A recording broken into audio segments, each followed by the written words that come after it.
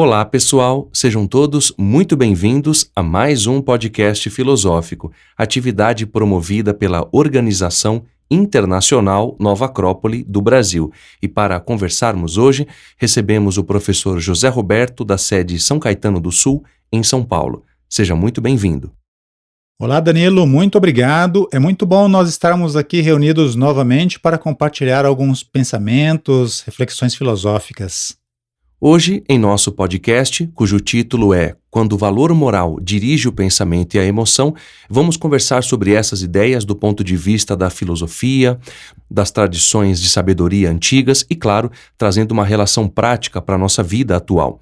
Evidentemente, não vamos esgotar o tema, menos ainda trazer aqui verdades absolutas. A gente vai fazer como sempre, que é conversarmos, ouvirmos essas ideias, refletirmos sobre elas e, claro, aquilo que a gente entenda que seja útil e prático, que possamos ter a experiência de aplicar nas nossas vivências diárias.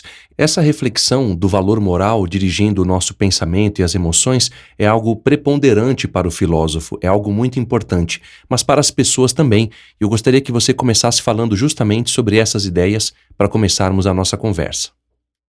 A questão é importante, né, Danilo? Porque, de certa maneira, nós construímos a nossa vida com base no nosso pensamento. A nossa vida, o nosso comportamento, as escolhas que nós fazemos, ela vai sempre ter como base, né, aquilo que nós pensamos do que é o correto, o que é o melhor para nós, o que nos falta e nós queremos adquirir para que sintamos que cada dia da nossa vida ela é importante, né, que a vida tem um sentido, que aquilo que eu estou fazendo, que o meu trabalho, que o meu estudo, que a minha vida familiar, os passeios que eu faço, os filmes que eu assisto, a água e o alimento que eu ingiro, né, tudo isso tem uma certa importância para mim. Então, para isso, né, nós temos que alinhar bem se a respeito dessas coisas nós temos o pensamento correto, o melhor pensamento, com base nas melhores ideias, para que a gente não tenha o desagradável de ir pouco a pouco perdendo a grandiosidade da vida, mesmo nos menores gestos que eu realizo, que eu construo cotidianamente, porque senão o que a gente percebe, o que a gente vai perceber é que a vida vai se tornando uma espécie de coisa muito tediosa, né, muito rotineira, as coisas vão perdendo cor, né? Os relacionamentos vão perdendo cor, vão perdendo sabor, o trabalho parece que não faz mais sentido, o estudo parece um agregado de coisas que na prática não nos servem para nada. Quando, por exemplo, né, temos a dor de uma perda, a dor de alguém que vai para longe, ou a dor de alguém que se vai, seja o meu filho, ou seja o meu pai, ou o meu avô, parece que todo esse conhecimento que a gente vai acumulando durante a nossa vida e que enche a nossa cabeça de frases de efeito fantástica, parece que não serve para nada, né? Então a gente percebe que tanto a busca de conhecimento, como também a partida dos nossos entes queridos, como também o nosso trabalho, tudo isso faz parte da nossa vida e faz parte da nossa existência. E cotidianamente nós teríamos que ter um esforço, fazer um esforço para que sempre nos lembrássemos, né, Danilo, ou sempre tivéssemos isso como se a nossa vida fosse um teatro, né, que esse tipo de consideração fosse o pano de fundo no qual nós realizamos a nossa peça, ou seja, para o nosso pensamento e a nossa compreensão isso está muito claro, porque senão do ponto de vista da emoção e do sentimento, as coisas e a vida vai perdendo calor. E as ações, o nosso comportamento, quando isso é constatado, ela acaba se tornando bastante, bom, tanto faz fazer como não fazer, não vai fazer diferença.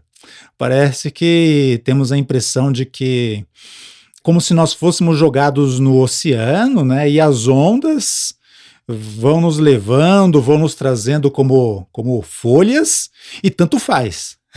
Então é uma situação muito complexa, né, Danilo, que ela acaba nos envolvendo tanto no nível do pensamento, como também no nível da emoção, como também no nível da ação. Então é interessante que nós vamos perceber que todos os grandes filósofos, né, considerados hoje como grandes mestres e modelos para a humanidade, eles constroem a ideia de que primeiro nós temos que estabelecer uma relação de ordem no nosso interior. Uma relação de ordem para que a gente saiba exatamente de onde vêm as ideias, né, que motivam a nossa ação. E sim, mesmo quando nós constatamos que no nosso dia a dia há situações que são complexas, eles vão nos apresentar ideias, né, que são ideias fundamentais.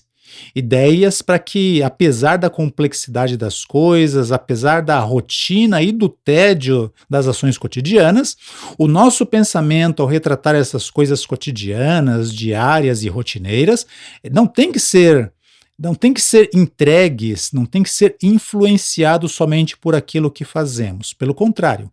Então isso é uma construção, essa ordem de nós sabermos o que influencia os nossos pensamentos, se são só os eventos, às vezes, massacrantes ou rotineiros do exterior, ou se nós podemos nos basear em outros elementos interiores, né, para que nós construamos a nossa vida de pensamentos, a nossa vida de razão para tudo o que fazemos, em função de elementos assim que sejam mais inspiradores, né, Danilo? Porque, de certa maneira, a vida sempre será resultado daquilo que nós pensamos, né? O universo é mental. Mesmo que seja o universo da minha vida. Então, eu preciso me alimentar com ideias e com conceitos que façam com que, sendo o universo mental, eu coloque os melhores motivos por que faço as coisas. E essa construção ela é possível, porque se fica tudo muito misturado, né, a nossa vida se torna uma grande confusão e aí vamos dar origem a muitos equívocos. Diante do que você falou, José Roberto, eu fiquei refletindo muito sobre a ideia do bom senso. E isso tudo é um processo de construção de ideias, experiências, de uma constatação real daquilo que a gente vivenciou. O bom senso deve ser o nosso motor de ação. E a sensatez, quando a gente busca no dicionário, tem muito a ver com a ideia da prudência, do entendimento. Tudo isso nos leva a uma reflexão muito importante. Exemplo prático: se eu estou carregando um móvel sozinho e do jeito incorreto, se eu não sei como pegar esse móvel, eu posso ter dores no quadril, na coluna, e é claro, eu tenho que avaliar também, pelo bom senso, se eu consigo levar esse móvel sozinho. E se há uma pessoa que trabalha com mudanças e que está vendo a gente carregar o móvel de um lugar para o outro e diz que estamos levando do modo incorreto e explica para a gente como faz para carregar aquele móvel, a gente vai aprender e vai chegar no consenso, de acordo com a experiência de quem sabe mais, que existe um modo certo de carregar um móvel. Isso é uma experiência cotidiana e a gente pode relacionar isso com qualquer experiência. É uma questão de reflexão através de um bom senso. E o bom senso moral, ele é algo mais profundo porque ele é um bom senso que tem valores que direcionam para a ação. Eu gostaria que você falasse como a gente pode obter esse senso moral, como conquistá-lo, quais são as ferramentas necessárias para que a gente possa ir, pouco a pouco, adquirindo gradativamente esse senso moral, essa direção mais correta para fazermos melhor todas as coisas da nossa vida.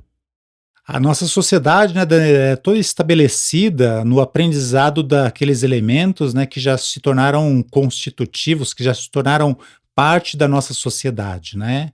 Então a gente entende perfeitamente que um bom profissional, seja ele no campo da engenharia, da medicina ou da tecnologia, ele precisará de no mínimo uns 4 anos de formação, né? E que essa formação nada mais é do que uma escolha que ele fez em algum momento, porque o jovenzinho chegou para si e falou assim: puxa, como eu gosto de trabalhar com computadores, né? Como eu gosto de trabalhar com sistemas de sistemas eletrônicos. Então, a partir desse sentimento, né, a pessoa ela vai buscar o quê? Né? Ela vai buscar uma maneira de enriquecer cada vez mais o seu mundo de conhecimentos para que ela possa atuar de uma maneira correta, de uma maneira precisa, e assim ela possa contribuir, né, através da sua profissão com a sociedade em que ela vive. Né? Então aí a pessoa tem todo o processo de estudo, de preparação e de seleção para que ela ingresse num instituto, numa faculdade, num liceu, num colégio técnico, onde ela vai ser durante algum tempo, 4 anos, 5 anos, ela vai se aperfeiçoando naquela arte técnica. Ou seja, ela vai moldando o seu pensamento, né? Ela vai construindo as suas razões, ela vai construindo os seus conhecimentos, para que no final do processo, né, ela possa estar bem diferente de quando ela começou, de posse de algo que antes ela não tinha, mas que foi adquirindo com o tempo.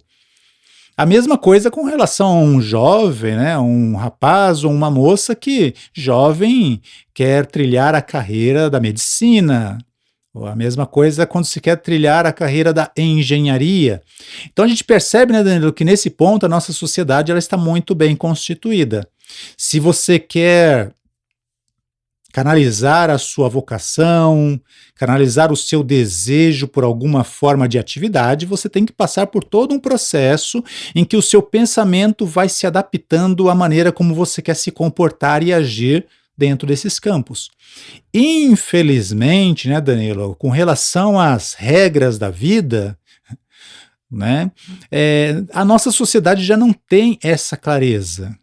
Então, por exemplo, né, quando eu quero aprender algo a respeito do amor, a respeito das minhas carências, não existe uma instituição, né, que me apresente a teoria, que me apresente a história, que me apresente a tradição a respeito dessas coisas. Por exemplo, né, se nós quiséssemos saber algo sobre os diferentes tipos de amores, nós teríamos que em algum momento ter o contato técnico que seja com o Banquete de Platão, onde ele lá magistralmente, né, se a gente imaginar um ponto no centro e a partir desse ponto com o compasso a gente traça um círculo, onde ele vai nos demonstrar, né, todas as infinitas formas de amores que faz parte da nossa vida como indivíduos ou da nossa vida como seres humanos, e aquele amor central, né, que Platão muitas vezes traduziu como amor à sabedoria,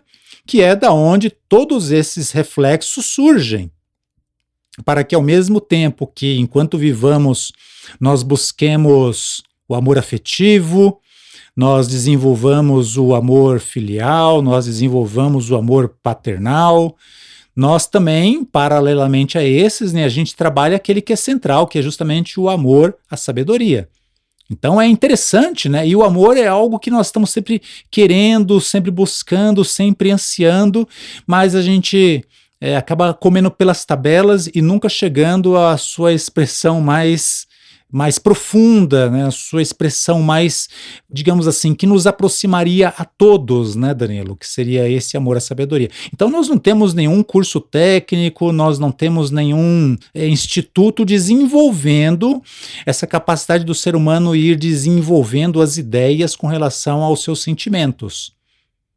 E a mesma coisa, então, quando eu quero saber algo sobre isso, eu procuro diversos livros, assim, né, sem muito senso e sem muito critério, e vou me alimentando e vou me formando da maneira como posso, né? O problema é que as ideias ficam muito confusas, ficam muito embaralhadas.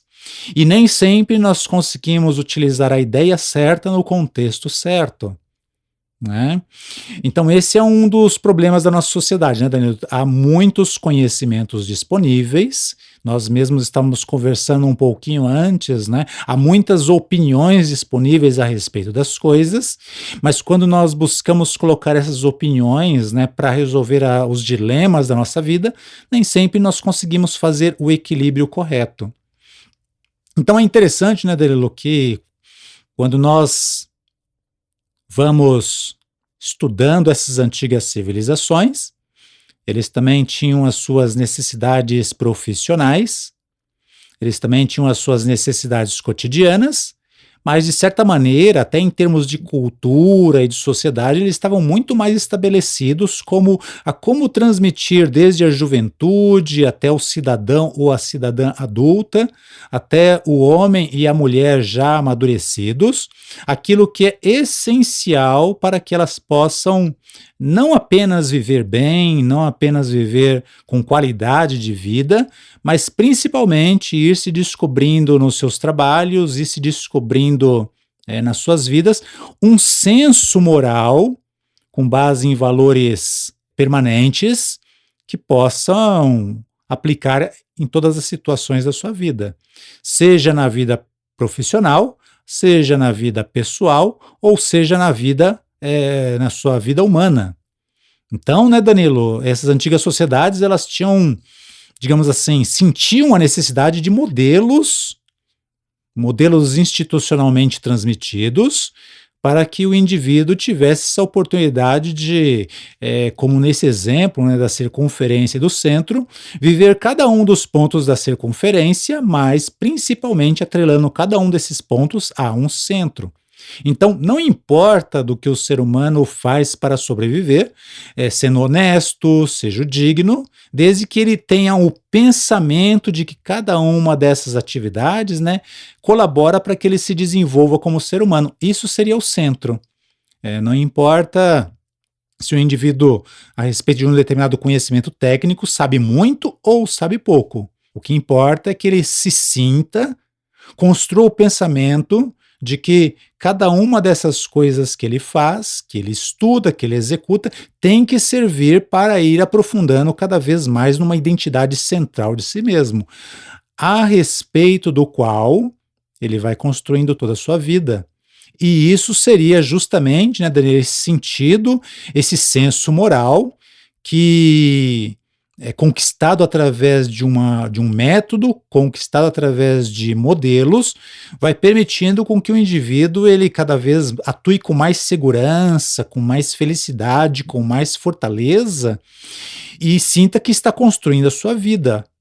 Perceba, né, Danilo, que a gente tem essa percepção de que um dia é igual ao outro. E realmente, no básico e fundamental, os dias não são muito diferentes uns dos outros, mas a nossa mentalidade construída através de modelos válidos, né? Como, por exemplo, esse modelo de amor que nos oferece Platão, ou esses outros grandes filósofos que falam também sobre a necessidade do indivíduo desenvolver generosidade como centro, do indivíduo desenvolver senso de justiça como um centro, tudo isso, né, vai dando um senso moral. Então, qualquer coisa que o indivíduo decida fazer em termos profissionais, em termos técnicos ou em termos pessoais, vai ter esse senso, né, vai ter essa bússola para indicar. Se é algo que eu faço, mas que danifica a minha saúde física, danifica o meu equilíbrio emocional, faz com que eu vá me alimentando ideias erradas a respeito das coisas, então, nesse sentido, não vale a pena fazer, né, para que cada um tenha uma oportunidade de não ir sentindo que a vida é algo passageiro, que a vida é algo tedioso, que a vida é algo descartável. Seja na minha própria pessoa, o que é muito importante, né? Como também na vida das pessoas com quem eu convivo.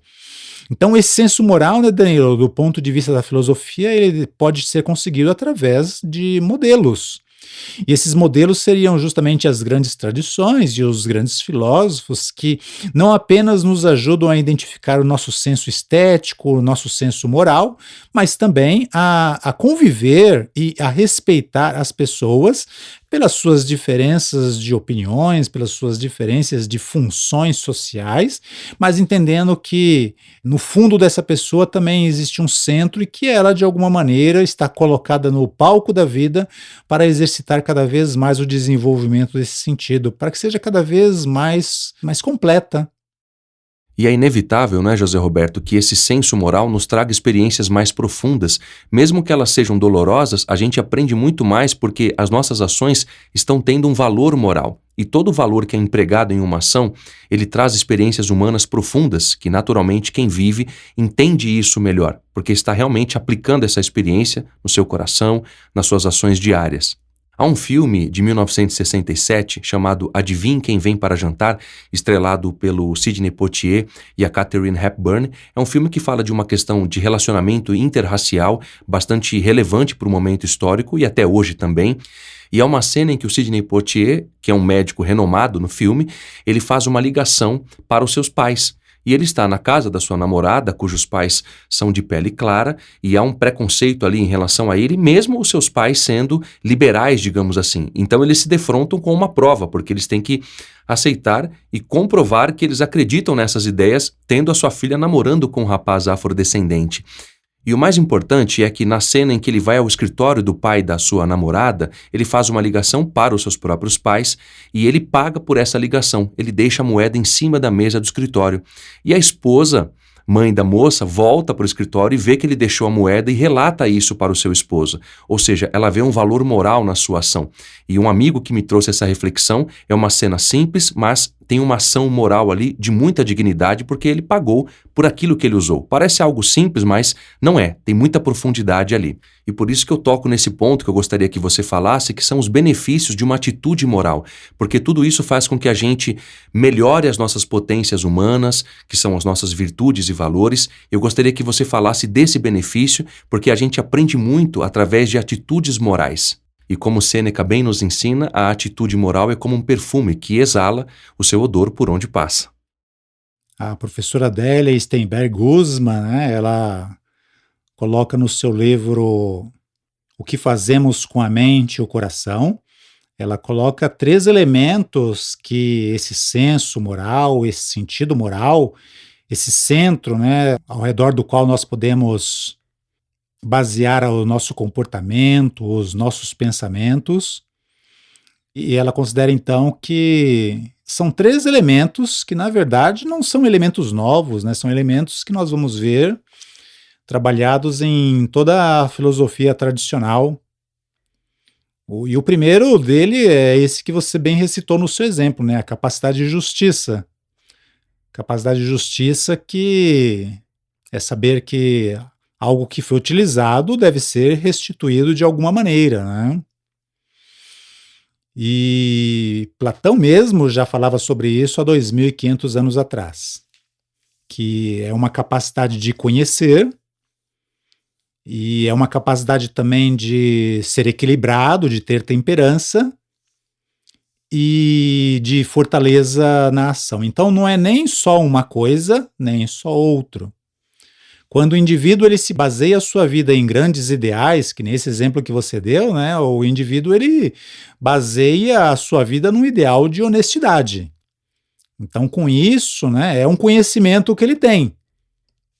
E quando precisou e se utilizou desse telefonema que você colocou, né, ele sentiu que tinha que restituir de alguma maneira e assim, então, ele o fez. Então, tanto o seu saber como o seu sentimento, né, estavam em perfeito equilíbrio. E aí, então, ele partiu para a ação, né, deixou ali o dinheiro necessário para restituir a ligação que ele fez, né. Causou admiração no personagem, causou admiração no seu amigo, causou admiração em você, e também causa admiração em nós, né. E a gente percebe que esse sentido de admiração ele é muito importante, né, Daí? Por isso que nós buscamos os grandes exemplos da história, para que também que a nossa pequena contribuição cotidiana ela seja na nossa altura, fruto de uma escolha nossa, fruto de uma opção. Porque quantas vezes, né, Danilo, eu e você aí temos o quê? Uns 15 anos, 20 anos de estudos filosóficos e podemos dizer que estamos apenas começando, né? E quantas vezes, assim, em nossas aulas, em nossas conferências, nós não ouvimos as pessoas dizerem assim, olha, mas a pessoa que é honesta, o que ela ganha com isso, né? Basicamente porque a pessoa está se baseando por um critério externo, uma mentalidade externa. E hoje em dia, realmente, o pensamento que se reflete através das notícias, que se reflete através dos filmes, que se expressa através das histórias, parece que quem se dá bem é o bom bandido, né? Aquele indivíduo charmoso, mas moralmente dúbio. E é assim que o nosso pensamento ele tem sido construído com base em elementos que são, do ponto de vista da filosofia, injustos. É claro, né, Danilo, que temos que entender que a pessoa que, por exemplo, assim, ela se compraz na corrupção, ela se compraz na ambição, ela se compraz na deixa a vida me levar como uma onda, ela não está buscando esses critérios. Essas ideias podem ser compartilhadas com as pessoas que são idealistas, né, os jovens, os homens e as mulheres que sentem que a vida não é simplesmente viver a qualquer preço. mas sim viver com base na busca de um propósito que seja, como você bem colocou, não é? Necessidade de desenvolvimento das potências humanas. Então, dentro desse critério, o senso moral nos ajuda nessa construção desse elemento de justiça. O outro elemento, né, colocado pela professora Adélia, seria justamente o elemento da felicidade. E é isso mesmo, né? Justiça e felicidade, não justiça ou felicidade, justiça e felicidade, porque sentimos que estamos realizando coisas que são pequenas, mas sentimos que estamos realizando coisas que têm a ver com a nossa convicção, que o nosso coração aceita, que a nossa mente aceita e compreende, e com isso, cada pequena coisa que vamos realizando, né, ela tem o seu valor. Eu me lembro de uma amiga, né, contando que para ir do seu trabalho para a escola, ela tinha que pegar uma hora ou 1h30 infernal de trânsitos próprio de uma grande cidade como São Paulo, Rio de Janeiro, Curitiba e etc. Né? E ela estava dizendo que o processo de adaptação foi lento, de alguns meses, de alguns anos, em que de estressada que ela ficava, né, por muitas vezes ter que fazer esse trajeto, e isso quando não chovia, né? Conforme o tempo foi passando, conforme ela foi se entendendo um pouco mais o que é o ser filósofo, conforme ela foi entendendo um pouco mais a importância dela estar na escola, fazendo as suas coisas, contribuindo para a recepção de pessoas que estão constantemente, ela foi entendendo que isso tinha o seu valor, né? E isso foi já, digamos assim, a meia hora antes de chegar no seu destino, né? Já lhe dava um senso de felicidade. Por quê? Porque ela estava indo para um lugar cumprir um dever que ela sabia qual era a importância disso. Então, para ela, né, cumprir com esse dever era uma questão de justiça e saber que logo, logo ela estaria à disposição de outras pessoas, né, pessoas mais jovens, pessoas mais novas no ambiente que frequentavam, lhe deixava também muito feliz. Então, são pequenos exemplos assim de que a nossa ação tem uma importância, e quando a nossa razão, os nossos pensamentos vão sendo construídos ao redor desses fatores, né, isso vai nos dando um grau de alegria, um grau de felicidade. E por fim, né, juntamos a esse ser justo, juntamos a essa questão da alegria e da felicidade, a questão da juventude, que a professora Adélia também coloca o que fazemos com a mente e o coração, nesse livro, nessa pequena obra de poucas páginas, mas com uma profundidade muito, muito bonita. Então essa questão da juventude não é só uma questão de juventude física, né, Danilo? Bom, entender a juventude física para nós não é muito complexo, né? Quando nós desarmonizamos o nosso corpo, digamos assim, porque nos alimentamos de qualquer maneira, vivemos de qualquer maneira, não dormimos o período certo, entendemos que isso vai causando um desequilíbrio físico que em algum momento vai culminar numa enfermidade, numa doença ou numa debilidade. A mesma coisa, né, diz a professora Adélia, quase que replicando o pensamento desenvolvido pelos grandes filósofos da história, de que a mesma coisa quando nós vamos nos alimentando de ideias errôneas, que ao invés de nos fazer mais responsáveis e mais felizes, pelo contrário, né, vai tornando a vida mais tediosa, vai tornando os nossos sentimentos com relação à nossa vida mais ou interesseiros ou desinteressados. E, consequentemente, né, esse desequilíbrio interior, ele vai externando num comportamento, numa ação que também não são muito saudáveis. Eu acho interessante, né, Danilo, que a gente percebe muito bem isso em alguns filmes, né, onde nós percebemos que, por exemplo, os personagens, né, alguns dos personagens, até mesmo alguns dos ditos, entre aspas, heróis, a gente percebe que no seu comportamento há algo de corrupto, há algo de feio mesmo, né? Quer dizer, não estou nem dizendo que todos têm essa percepção, mas pessoas com um certo grau de idealismo percebem que ali está sendo transmitido um péssimo modelo de comportamento. As pessoas que acham que essa situação é a situação da vida mesmo vão achar isso normal, né? Mas a gente percebe que as ações do indivíduo são fruto de ideias errôneas e, consequentemente, né, há sentimentos de adrenalina, de que, nossa, isso aqui é vida, isso aqui é emocionante. Do ponto de vista filosófico, a pessoa está vivendo segundo ideias desequilibradoras.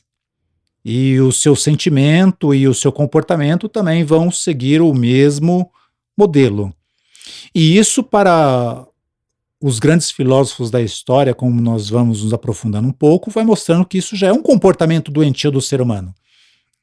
E que em certas épocas, né, parece normal porque, por falta de bons modelos, por falta de boas referências, isso vai se instalando como uma enfermidade social, como uma nova classe de pandemia, que pode durar muitos anos, que pode durar muitos séculos, e que não impacta muito a grande maioria das pessoas porque não tem acesso a um outro elemento que lhes dê uma oposição a esse tipo de coisa. Então é interessante, né, Danilo, que a juventude trata-se de uma juventude interior, onde buscamos nos alimentar com as melhores ideias, para que a partir daí, né, o nosso pensamento seja um pensamento equilibrado, seja um pensamento vital, seja um pensamento harmônico, e também os nossos sentimentos, né, sejam sentimentos vivos, sentimentos belos, para que o nosso comportamento ele tenha a mesma proporção, seja símbolo de uma saúde interior, de uma juventude interior, de uma Afrodite de ouro interior. E é como você bem colocou, né, Danilo, não é uma questão de complexidade, é uma questão de nós vivenciarmos isso nas pequenas coisas que nós façamos no nosso dia a dia, quando eu estou passeando no parque, ou quando eu estou indo da minha casa, né, até o lugar onde está o meu carro, a minha garagem, ou o ponto onde eu pego o ônibus, ou a estação de metrô, eu posso sentir tanto esse senso de justiça como parte de mim, como também essa felicidade, como também essa juventude.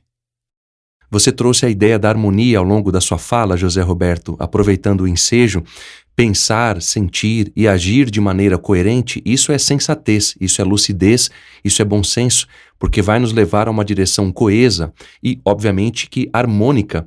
E grandes culturas, civilizações antigas, com seus valores e virtudes bem definidos, com seus altos ideais espirituais e, portanto, éticos e morais, porque toda espiritualidade, segundo a gente aprende com os grandes sábios, ela começa em ações éticas e morais muito práticas, muito objetivas, a gente está falando de algo muito concreto, muito vivencial para toda e qualquer pessoa. E quando a gente define essas virtudes e valores e vive isso, sustentando através das nossas experiências diárias, é muito interessante perceber que a gente vence medos, dúvidas, ceticismos. Isso tem muito a ver com uma constância dessas ações que vai nos aproximar, por que não, da felicidade, como nos ensinam também os grandes sábios como Aristóteles, o grande avatar Buda e todos esses seres iluminados da nossa história. Eu gostaria que você falasse dos grandes ideais que nos ajudam a combater as sombras que nós temos dentro de nós, as sombras que são projetadas de fora para dentro de nós próprios, e por essas razões eu gostaria que você falasse desses ideais, grandes ideais culturais, civilizatórios, que vão nos ajudar a desenvolver esse valor moral. Isso é muito importante, sem sombra de dúvidas, para esse momento histórico tão conturbado que a gente está vivendo hoje. Sim, Danilo, é sempre importante essa ideia da construção do meu próprio senso, né, do meu próprio bom senso. E a situação, ela nos pede, então, muitas escolhas, né, muito boas escolhas, muitas escolhas desafiantes. E a pessoa pode estar se perguntando, poxa vida, mas eu já li Platão umas 6 vezes e não entendo como o conceito dele, né, o senso dele de justiça se adapta à minha vida e à minha sociedade. É isso mesmo, né, Danilo? A gente tem uma primeira leitura da República, uma segunda e uma terceira. Nós não conseguimos, simplesmente pelo estudo das obras desses grandes filósofos, fazer a aplicação no nosso dia a dia. Se a gente chega a uma máxima belíssima, né, como aquela do Mestre Jesus, ama o teu próximo como a ti mesmo. ainda hoje, passando 2000 anos, parece estar muito distante do nosso cotidiano. E essa integração, essa compreensão desses ideais, ela é necessária. Nós precisamos saber o que isso significa, para que nós possamos, do ponto de vista das emoções, nos apaixonar pela ideia e para que esse equilíbrio, né, entre a mente que compreende, que aprofundou, e o calor da emoção, né, que tempera as ideias, nós possamos sentir que com isso nós atuamos com fortaleza no nosso cotidiano, no nosso dia a dia. E esse é, digamos, o papel fundamental das escolas de filosofia em todas as épocas, né? Não apenas estudarmos Platão, não apenas estudarmos Confúcio com o seu sentido de ordem, não apenas estudarmos Aristóteles com o seu sentido de felicidade, não apenas estudarmos o conceito da filosofia oriental zen budista, né, mas principalmente termos um espaço onde nós possamos ir adaptando essas ideias, né, compreendendo essas ideias, relacionando essas ideias de uma maneira eclética para que esse nosso círculo, onde o que ocupa o centro é o nosso sentido de identidade, quem sou eu realmente como ser humano, quem sou eu realmente como ser filosófico que ama, que busca sabedoria, eu possa construir o círculo ao redor desse centro com ideias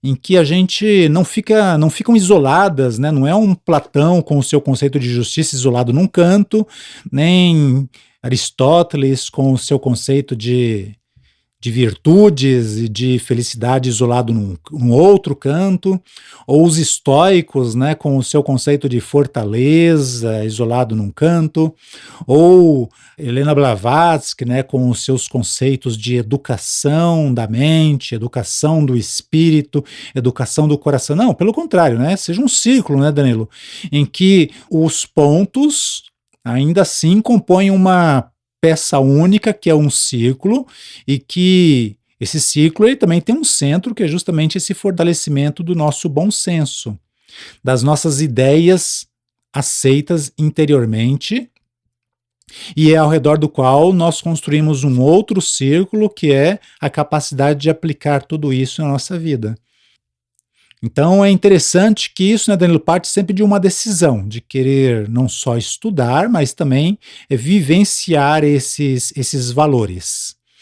Coisas como hoje nós estamos definindo um pouco mais atrás, né, Danilo? Nós temos uma faculdade de medicina, nós temos faculdade de engenharia, de arquitetura, mas não temos uma faculdade, não temos um instituto que nos habilite a entendermos essas ideias para integrá-las à nossa vida. Justamente o estudo filosófico dessas questões nos permite isso, né? Ir pouco a pouco adaptando essas ideias de 2.500 anos atrás, de 5.000 anos atrás, de 10.000 anos atrás, à nossa vida, de tal maneira que a gente entenda que sim, a maneira como Platão explicou sobre a justiça tem a ver com a sua época e o seu lugar, mas que nós podemos adaptar essas ideias profundas, essas ideias atemporais à nossa própria existência. A mesma coisa, o Mestre Jesus, quando ele falou do ama ao próximo como a ti mesmo, isso não era somente male válido 2.000 e poucos anos atrás, mas que é possível sim, através de uma aplicação mais justa, através de uma aplicação mais respeitosa às pessoas e situações que nós temos à nossa frente, nós podemos sim expressar amor como generosidade, amor como respeito, amor como tratamento direito às pessoas, e isso então é muito valoroso e muito importante. E é interessante, né, Danilo, que isso nos conecta a Platão, isso nos conecta a Jesus Cristo, isso nos conecta ao Buda, isso nos conecta, enfim, nos tornamos realmente um centro. É necessário que nós nos decidamos, né, a pelo menos darmos uma oportunidade para essa capacidade de resgatar esses antigos valores e colocar isso na nossa vida. Exemplos é o que não faltam. Agora, o esforço não é nem questão dos exemplos, o esforço é questão da nossa própria sentido de que isso vale a pena, de que é isso que eu quero, né, Danilo? É sempre muito importante, a gente sempre deixa muito claro para as pessoas que fazem os nossos cursos de filosofia para viver, né? De que o esforço para vivenciar isso é uma condição indispensável para que essas ideias vão se integrando ao nosso coração, vão se integrando à nossa vida. Uma vida que seja equilibrada e discreta. Ninguém precisa saber o que eu estou buscando. Eu preciso saber o que eu estou buscando. Ninguém precisa sentir no meu comportamento que eu estou mudando. Eu preciso sentir no meu comportamento que eu estou ficando mais rico. E que essa riqueza, a construção dessa riqueza, né, desse nosso edifício de ouro em nosso próprio coração, em nossa própria mente, ela precisa ser treinada até que isso chegue à convicção. E aí vai ser muito bonito, né, Danilo? Porque eu vou me sentir um fator de soma, um fator de importância para a sociedade em que eu vivo, qualquer que seja ela. Então, essa é a necessidade que nós temos de grandes ideais, né, Danilo? Ensinado por esses grandes filósofos, para que a gente decida se vale a pena nós nos esforçarmos o suficiente para integrarmos essa ideia às nossas vidas, para que o nosso pensamento se vá enriquecendo cada vez mais. Vamos sentindo, né, o sentimento ir se esquentando cada vez mais com relação a essas ideias e com relação à necessidade de nós, entre aspas, colocarmos esse filho no mundo. E finalmente, né, para que chegue na nossa própria atuação, para que nós possamos executar bem o papel que o destino e a vida nos chamaram. E sintamos com o pensamento, e sintamos com o nosso coração, e sintamos com o nosso comportamento que estamos nos aproximando mais do sentido da vida, da origem e do mistério da vida. Dessa maneira, encerramos a nossa conversa de hoje, novamente agradecendo a presença do professor José Roberto e, claro, desejo que seja sempre muito bem-vindo. Obrigado, Danilo, e é um prazer e uma alegria estar aqui compartilhando esses momentos contigo e com todas as pessoas que nos acompanham. Com certeza, José Roberto. E para aqueles que queiram nos contatar, podem fazê-lo através de nosso site nova-acropole.org.br/podcast. E para quem quiser saber mais sobre o nosso curso de Filosofia para Viver, basta acessar nova-acropole.org.br. Até a próxima!